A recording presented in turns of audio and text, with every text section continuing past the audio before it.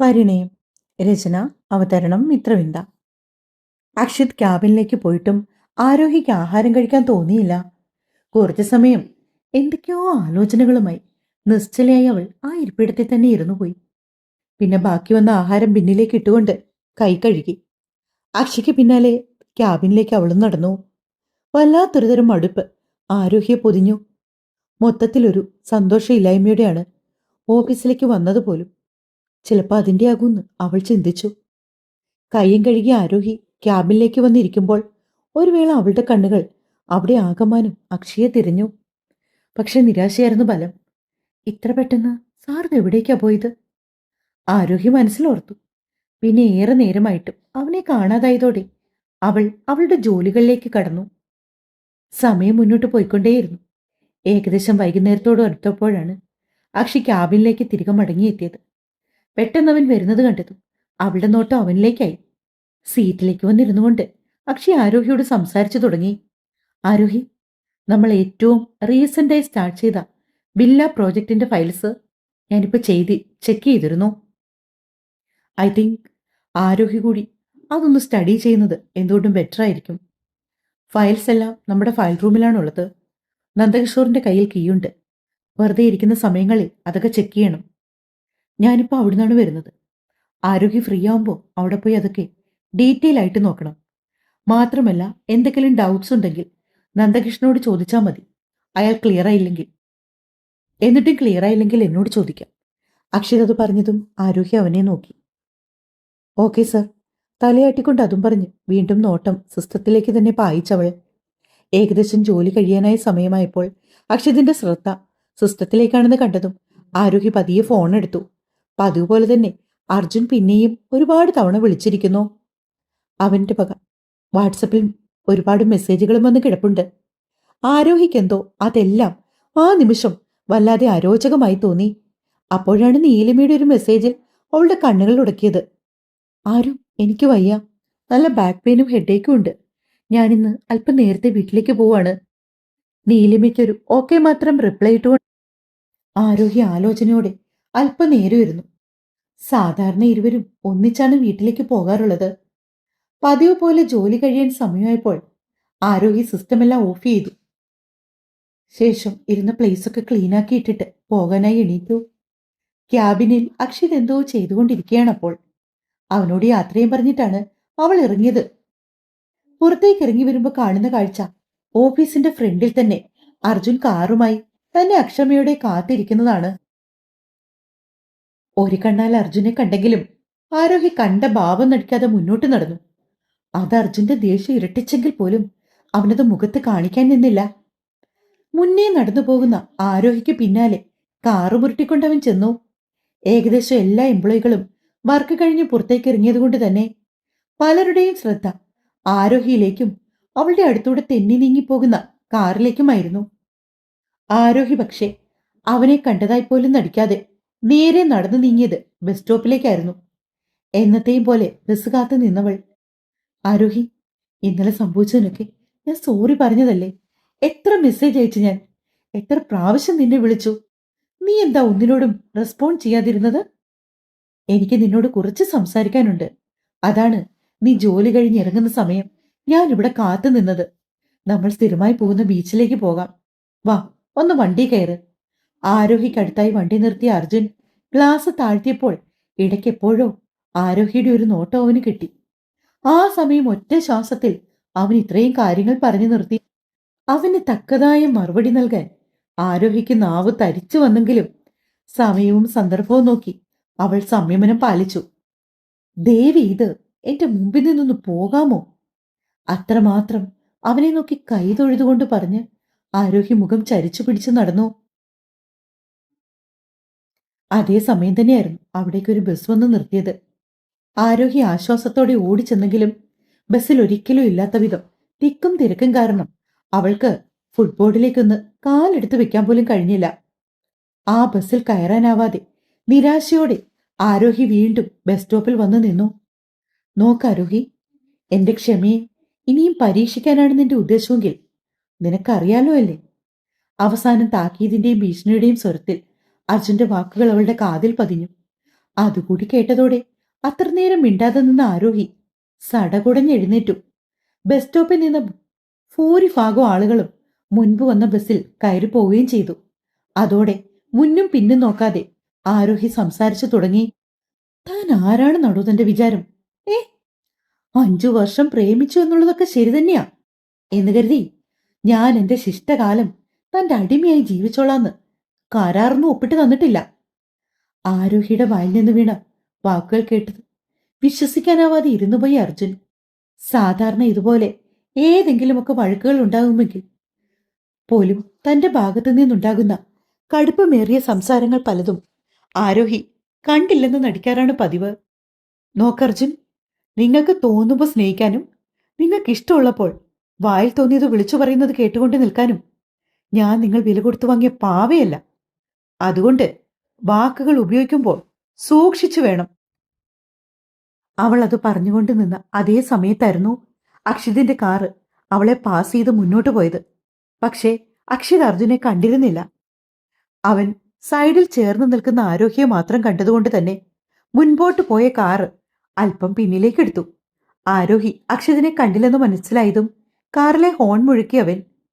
1-2 horn മുഴുക്കിയ ശബ്ദം തന്റെ ചെവിയിൽ മുഴുങ്ങിക്കേട്ടതും ആരോഹിയുടെ ശ്രദ്ധയും അവിടേക്ക് വലിഞ്ഞു. കാറിന്റെ ഗ്ലാസ് താഴ്ത്തി അക്ഷിത് നോക്കുന്നത് കണ്ടതും അർജുനെ രൂക്ഷമായി നോക്കിക്കൊണ്ട് ആരോഹി അവിടേക്ക് ചെന്നു. സർ, ആരോഹി വിളിച്ചു. ആരോഹിക്ക് ആ സമയം അക്ഷിതിനെ കണ്ടത് വലിയ ആശ്വാസമായി തോന്നി. സർ, വിരോധമില്ലെങ്കിൽ എനിക്കൊരു ലിഫ്റ്റ് തരാമോ? വീട്ടിലേക്കുള്ള ബസ്സിൽ ഭയങ്കര തിരക്കായിരുന്നു, അതുകൊണ്ട് ബസ് കിട്ടിയില്ല. പെട്ടെന്ന് ആരോഹി അങ്ങനെ ചോദിച്ചതും അക്ഷിയുടെ മിഴികൾ ചെറുതായി ഒന്ന് വിടർന്നു. അതേസമയം ആരോഹി മറ്റാരോടോ സംസാരിക്കുന്നത് കണ്ടപ്പോൾ അർജുന്റെ കണ്ണുകൾ കുറുകി. പക്ഷെ ആ കാർ കണ്ട മാത്രമേ തന്നെ അതിനുള്ളിൽ ആരാണെന്ന് അർജുന് മനസ്സിലായി. ഇന്നലെ രാത്രിയിൽ ഭാര്യത്തിന്റെ ഗേറ്റ് കടന്നു വന്ന അതേ കാറ്. ദേഷ്യത്തോടെ അർജുൻ പല്ലു കടിച്ചു. അതിനെന്താ ആരോഹി, കയറൂ, ഞാൻ ഡ്രോപ്പ് ചെയ്യാം. അതും പറഞ്ഞുകൊണ്ട് തന്നെ കൈ എത്തിച്ച് ഫ്രണ്ട് ഡോർ അവൾക്കായി തുറന്നുകൊടുത്ത അക്ഷിത് ധൃതിയിൽ അവൾ അവിടേക്ക് കയറിയിരുന്നു കൊണ്ട് ഡോറടിച്ച് സീറ്റ് ബെൽറ്റ് ഇട്ടു. അക്ഷിക്കെന്തോ ആ നിമിഷങ്ങളൊക്കെ താൻ മുമ്പ് എപ്പോഴോ ഒരു പുലർക്കാല സ്വപ്നത്തിൽ കണ്ടു മറന്നതുപോലെ തോന്നി. ആരോഹിക്ക് വല്ലാത്ത പരവശവും വിഷമവും ഒക്കെ തോന്നുന്നുണ്ടായിരുന്നു. ഇനി അർജുൻ വീട്ടിൽ ചെല്ലുമ്പോൾ ഇക്കാര്യത്തിൽ എങ്ങനെ പ്രതികരിക്കുമെന്ന് അവൾക്ക് യാതൊരു ഊഹവും ഉണ്ടായിരുന്നില്ല. ആരോഹിയുടെ നെറ്റിത്തടത്തിലും തൊണ്ടക്കുഴിയിലും നാസികത്തുമ്പിന് താഴെയും വിയർപ്പ് കണങ്ങൾ അനാവശ്യമായി പറ്റിപ്പിടിച്ചു. അർജുൻ ഒരു കുപ്പി വെള്ളവും അവൾക്ക് നേരെ നീട്ടി. പെട്ടെന്നുള്ള അവന്റെ പ്രവൃത്തിയിൽ അല്പനേരം അവനെ തന്നെ കണ്ണെടുക്കാതെ നോക്കിയിരുന്നു പോയി ആരോഹി. കാരണം അവൾക്ക് നല്ല രീതിയിൽ ദാഹം ഉണ്ടായിരുന്നു. പക്ഷെ ഓഫീസിൽ കൊണ്ടുപോയ വെള്ളമെല്ലാം അവിടുന്ന് തന്നെ കുടിച്ചു തീർത്തിട്ടാണ് വരവ്. പെട്ടെന്ന് വെള്ളം കിട്ടിയ സന്തോഷത്തിൽ അക്ഷിതിന്റെ കയ്യിൽ നിന്നും അത് വാങ്ങി അവനെ നോക്കി. താങ്ക് യു സർ എന്ന് പറഞ്ഞവൾ അതിനു മറുപടിയായി അക്ഷിതൊന്ന് ചിരിച്ചതേയുള്ളൂ. വെള്ളം കുടിച്ചുകൊണ്ട് ആശ്വാസത്തോടെ സീറ്റിലേക്ക് ചാരിയിരുന്ന ആരോഹി, താൻ ഓക്കെയല്ലേ? എപ്പോഴത്തെയും പോലെ അക്ഷിതിൽ നിന്നും കേട്ട ചോദ്യം. ഒരുപക്ഷെ ഓക്കെ അല്ലെങ്കിൽ പോലും എന്തോ അവന്റെ ശബ്ദം കാതി പതിക്കുമ്പോൾ മനസ്സിന് വല്ലാത്തൊരു കുളിരാണ്. ആരോഹി ഓർത്തു. അവൾ അവനെ നോക്കി തലയാട്ടി. അക്ഷിതിന്റെ രൂക്ഷമായ നോട്ടം അവളെ തേടിച്ചെന്നു. കാര്യം എന്താണെന്ന് അവൾക്ക് മനസ്സിലായി. ഓക്കെയാണ് സാർ. അവന്റെ ആ ദേഷ്യത്തിലേക്ക് നോക്കിക്കൊണ്ട് അവൾ പറഞ്ഞു. ആ മുഖത്തെ ദേഷ്യം മെല്ലെ അയഞ്ഞു. കാറ് വാര്യത്തെത്തിയപ്പോ അവിടെ ചെടികൾക്ക് വെള്ളം ഒഴിച്ചുകൊണ്ട് നിൽപ്പുണ്ടായിരുന്ന ഗായത്രി. ഒരു നിമിഷം മുറ്റം കടന്നു വന്ന ആ ആഡംബര വാഹനം ആരുടേതാണെന്ന് അവർക്ക് മനസ്സിലായില്ല. ആരോഹി ഡോർ തുറന്നിറങ്ങി അക്ഷയോട് താങ്ക്സ് പറഞ്ഞ് അകത്തേക്ക് കയറി. തന്നെ ഒന്ന് ശ്രദ്ധിക്കുക പോലും ചെയ്യാതെ പോകുന്ന ആരോഹിയെ അരിശത്തോടെ നോക്കി ഗായത്രി. അക്ഷിതിന്റെ കാറ് ഗേറ്റ് കടന്ന് ഇറങ്ങിപ്പോകുന്ന അതേ സമയം തന്നെ അർജുന്റെ കാറ് ഭാരത്തിന്റെ മുറ്റത്തേക്ക് വന്ന് കയറിയിരുന്നു. ഇടയ്ക്കെപ്പോഴോ അവർ ഇരുവരുടെയും രൂക്ഷമായ നേത്രങ്ങൾ തമ്മിൽ കൊരുത്തു. അക്ഷയുടെ അതിരങ്ങളിൽ പുച്ഛഭാവമാണെങ്കിലും അർജുന്റേതിൽ വല്ലാത്തൊരു രൗദ്രത നിറഞ്ഞു വന്നു. അകത്തേക്ക് കയറിയ ആരോഹി എങ്ങും നിൽക്കാതെ നേരെ റൂമിലേക്കാണ് പോയത്. ഒരു വേള അവൾക്ക് പിന്നാലെ മുകളിലേക്ക് ധൃതിയിൽ പടികൾ കയറി വരുന്ന അർജുനെ കണ്ടെങ്കിലും റൂമിലേക്ക് കയറി ഡോറ് വലിച്ചടച്ച് കുറ്റിയിട്ട് കളഞ്ഞിരുന്നവൾ. അവളുടെ ഡോറിന് മുമ്പിൽ നിന്ന അർജുന് അത് തന്റെ മുഖത്തേറ്റ് പ്രഹരം പോലെ തോന്നി. അവന്റെ മുഖം വീണ്ടും ദേഷ്യത്തോടെ വലിഞ്ഞു മുറുകി. എന്തോ ആരോഹിക്ക് വല്ലാത്തൊരാശ്വാസം ആ നിമിഷം തോന്നി. കുറേയേറെ സമയത്തിന് ശേഷം കതകിലാരോ തട്ടുന്നത് കേട്ടതും ആരോഹിക്കൊരു വല്ലായ്മ തോന്നി. അവൾ കതകിനടുത്തേക്ക് ചെന്ന് നിന്നിട്ടും ഡോർ തുറക്കാതെ ഓരോ കാര്യങ്ങൾ മനസ്സിൽ ചിന്തിച്ചു.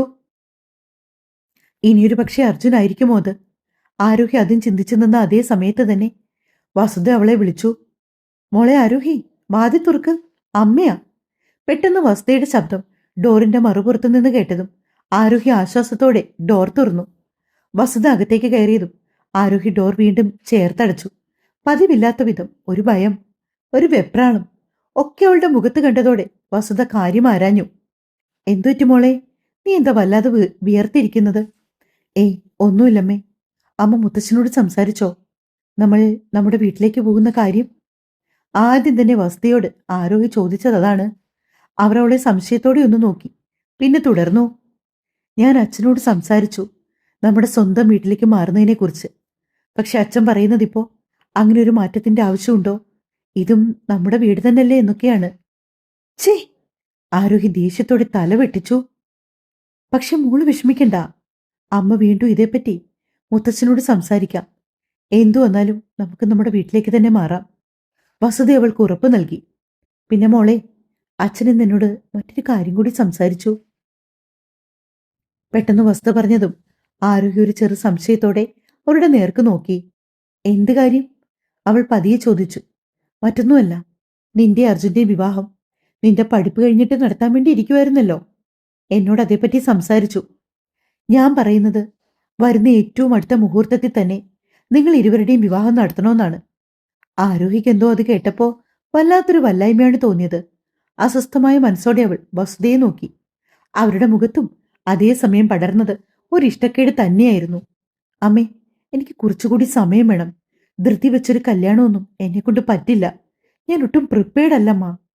ആരോഹി മനസ്സിലുള്ള കാര്യം അതുപോലെ തന്നെ വസുധയോട് പറഞ്ഞു.